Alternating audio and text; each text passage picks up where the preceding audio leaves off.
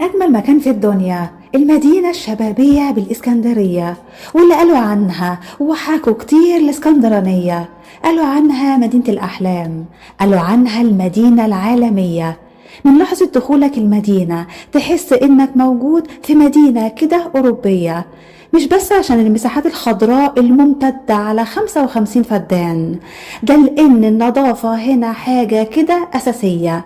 أيادي بيضاء وخلية نحل تعمل وتواصل الليل بالنهار. جولتنا النهاردة هنكتشف من خلالها السر التاني من أسرار جمال وأناقة المدينة الشبابية. تعالوا معانا.